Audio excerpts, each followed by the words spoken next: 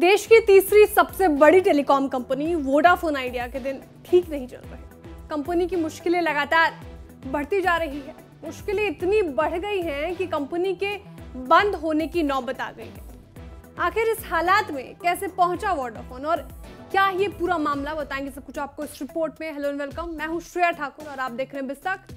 दरअसल Vodafone idea को लेकर बड़ी खबर यह है कि मीडिया रिपोर्ट में एक सरकारी अधिकारी की ओर से दी गई जानकारी के मुताबिक अगर फरवरी महीने तक कंपनी के प्रमोटर्स निवेश नहीं करते हैं तो इसके लिए मुश्किलें खड़ी हो सकती है। कंपनी के लिए चिंता की बात इसलिए भी ज्यादा है क्योंकि सरकार को कंपनी की ओर से निवेश के कोई संकेत नहीं मिले हैं।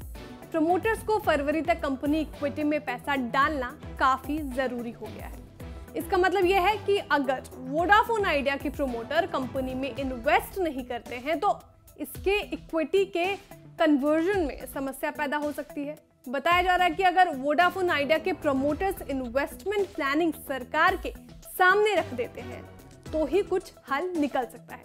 अगर ऐसा नहीं हुआ तो फरवरी में वोडाफोन की इंडिया से विदाई हो सकती है। वोडाफोन आइडिया ब्रिटेन की कंपनी वोडाफोन ग्रुप पीएलसी और आदित्य बिरला ग्रुप यानी एबीजी का ज्वाइंट वेंचर है। भारत में इसके 25 करोड़ से ज्यादा ग्राहक हैं।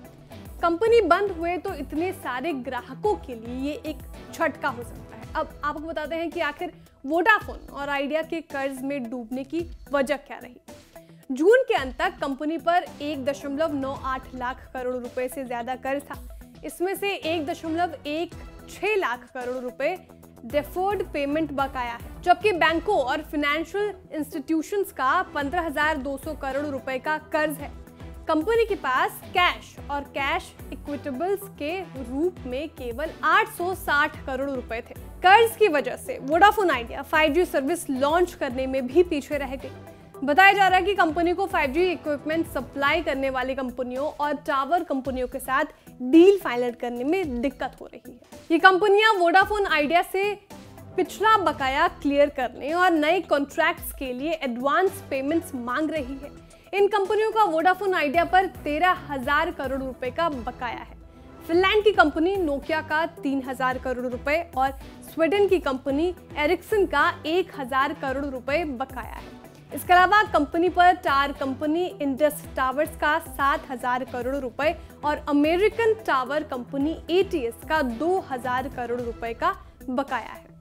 कर्ज के साथ साथ कंपनी लगातार घाटे में भी चल रही है। कंपनी कर्ज और इक्विटी के जरिए 20,000 करोड़ रुपए जुटाने की कोशिश कर रही है, लेकिन वो अब तक कोई डील नहीं कर पाई है। दरअसल टेलीकॉम डिपार्टमेंट ने कंपनी को जानकारी दी थी कि केंद्र सरकार की ओर से वोडाफोन आइडिया की 16,130 करोड़ रुपए के डेफर्ड इंटरेस्ट पेमेंट अमाउंट को इक्विटी में बदलने से पहले कंपनी को 5G सर्विस शुरू करनी होगी और इन्वेस्टर्स को प्लेटफॉर्म पर लाना होगा।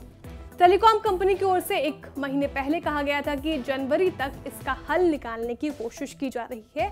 अगर ऐसा नहीं होगा तो फिर वोडाफोन आइडिया नेटवर्क बंद हो सकता है। आपको हमारी जानकारी कैसी लगी कमेंट करके जरूर बताएं। वीडियो को लाइक और शेयर करना ना भूलें। साथ ही जो हमारे न्यू व्यूअर्स हैं वो भी चैनल को सब्सक्राइब करना ना भूलें।